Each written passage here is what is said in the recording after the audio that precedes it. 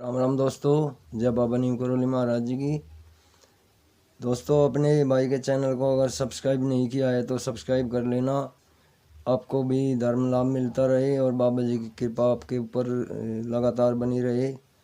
तो आपको मैं आज एक श्री सत्यनारायण भगवान विष्णु भगवान जी की एक ऐसी लीला का वर्णन करूँगा जो सच्ची घटना है किसी काल की। तो एक बार भगवान विष्णु जी धरती पर आए हुए थे बाल रूप में, और ऐसे ही वे देख रहे थे कहाँ प्रकृति में धरती पर क्या हो रहा है, क्या घटित हो रहा है। तभी वे किसी किसान के खेत में आते हैं, वहाँ को घूमते हुए जा रहे थे। तो उन्हें भूख का एहसास हुआ और उन्होंने देखा है वहाँ पर एक मक्की का खेत है, भुट्टे का। वो मक्की बहुत अच्छी खड़ी थी। उसमें उन्होंने उनसे एक भुट्टा तोड़ा और वो भुट्टा खा लिया।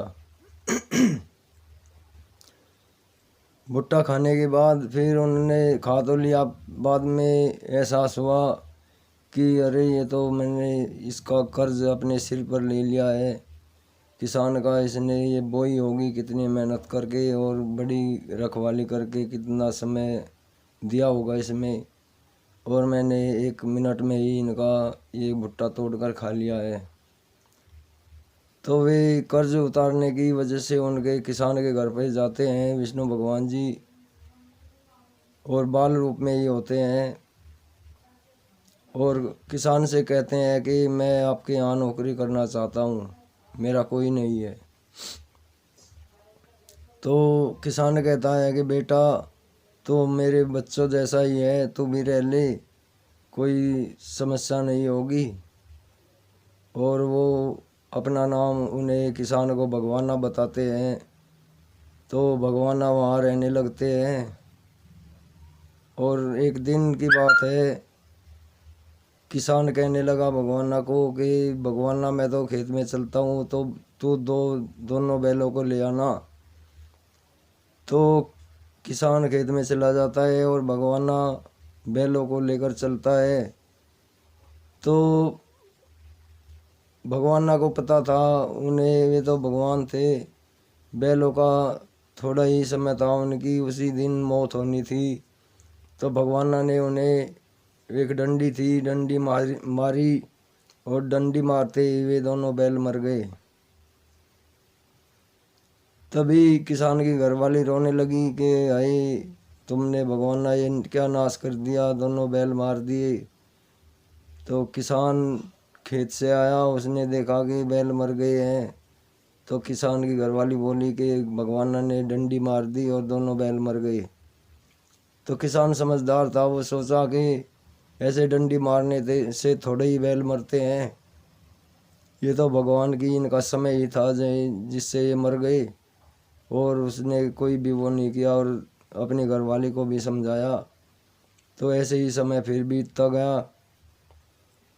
भगवान जी तो अंतर्यामी है। उन्होंने एक दिन, उनके दोनों बच्चे थे, इसी तरह वे बच्चे, उन्हें पता था कि इन बच्चों की भी उम्र बहुत ही कम है, और दोनों बच्चे भी भगवान के हाथ से ऐसे ही मर जाते हैं। और वो हल्का सा चांटा मारते हैं और बच्चा मर जाता है, और दूसरा भी ऐसे ही कालग्रस्त हो जाता है। तो किसान की घरवाली बहुत ही रोती है और कहती है कि इसे यहाँ से क्यों नहीं निकालता, इसने हमारा घर बर्बाद कर दिया है। किसान कहता है कि कोई बात नहीं, ये तो समय की बात है, इनका समय था। नहीं, ऐसे चांटा मारने से और डंडी मारने से बैल मर गया, चांटा मारने से बच्चा थोड़ी ही मरता है, ये तो उनका समय था। तो कुछ समय और बीतता है। एक दिन किसान की घरवाली कहती है कि मैं तो गंगा स्नान के लिए जाऊंगी, तुम मुझे लेके जाना। तो किसान कहने लगा कि भगवाना को लेके चली जाइयो, और मैं तो खेत में जाता हूँ। तो वो कहने लगी कि मैं नहीं जाऊंगी, इसके साथ ही मुझे मार देगा, सारा परिवार का नाश कर दिया है इसने। लेकिन किसान कहता है कि उसे लेकर ही चली जाना, बैलगाड़ी में चला जाएगा तुझे लेकर, और खेत चला जाता है।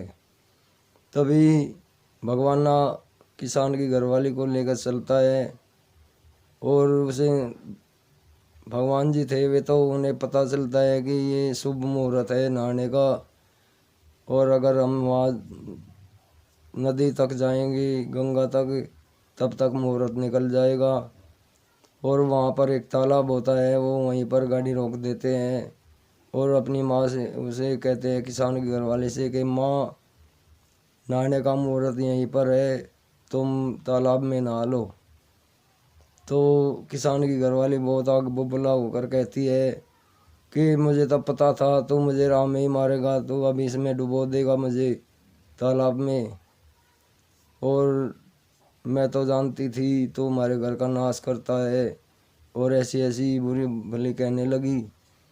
लेकिन भगवान ना, तो वे तो भगवान थे, उन्होंने उसके किसान की घरवाली को बैलगाड़ी से उतारा और उसमें धकेल दिया तालाब में, और कहा कि माँ ये शुभ मुहूर्त है, इसमें नहाओ सब ठीक हो जाएगा।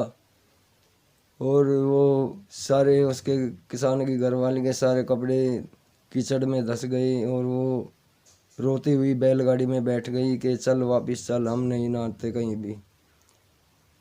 तो वे घर पे आ जाते हैं, किसान को कहती है उसकी घरवाली के इसने तो मुझे ऐसा स्नान करवाया, रास्ते में एक तालाब में ही डुबो के मार दिया होता, और मैं तो बस इसे अब तो घर से निकाल दो, अब सहन नहीं होता और बर्दाश्त नहीं होता। तो किसान कहता है कि कोई बात नहीं, बालक है, गलती हो ही जाती है। तभी अगले दिन भगवान ना किसान से कहता है कि आप 4 खोरों में सानी कर दो, घास कर दो। लेकिन किसान कहता है कि हमारे पास तो एक ही बैल है, 4 खोरों में कैसे सानी, कैसे किसके लिए घास करूं मैं। लेकिन वो नहीं मानते और 4 जगह पर बैलों के लिए घास करवा देते हैं। और अब किसान की घरवाली से कहते हैं कि माँ तुम खाना बनाओ और 4 जगह खाना परोसो। तो उसने खाना बनाया, लेकिन वो पूछने लगी 4 जगह किस लिए परोसूं। तो उसने कहा कि तुम परोस दो बस मेरे कहने से। फिर उन्होंने 4 जगह खाना परोस दिया, और खाना परोसने के बाद फिर वे कहने लगे अब दोनों किसान और उसकी घरवाली बैठ गए, और भगवान भी साथ में बैठ गए। एक थाली ऐसे ही खाली रखी थी, तो भगवान ने कहा कि एक बार आंखें बंद करके भगवान से प्रार्थना करो और फिर खाना खाएंगे। फिर किसान जैसे ही आँख में बंद करता है और दोबारा खोलता है, तो उसे एकदम देखता है कि भगवान तो है नहीं, उसके दोनों बच्चे खाना खा रहे हैं और 4 बैल घास खा रहे हैं। तो वो देखकर एकदम बावला सा हो जाता है कि भगवान ना कहाँ गया। वो तो भगवान की माया में मोहित हो गए थे, उन्हें भगवान ने अपनी शरण में ले लिया था, और वो ऐसे ही खाए बिना कुछ खाए पिए चल देता है। ये पुकारता हुआ कि भगवान ना, भगवान ना, भगवान ना, ऐसे ही करता हुआ पागल सा हो जाता है। तभी भगवान सोचते हैं कि ये तो पागल हो गए, ऐसे मर ही जाएगा, और वे उनके सामने प्रकट होते हैं और किसान से कहते हैं कि मैं तो तुम्हारे खेत में यहाँ पर ऐसे ही एक भुट्टा खा लिया था, और उसका कर्ज था मेरे ऊपर, वो मैं अपना कर्ज उतारने के लिए आया था।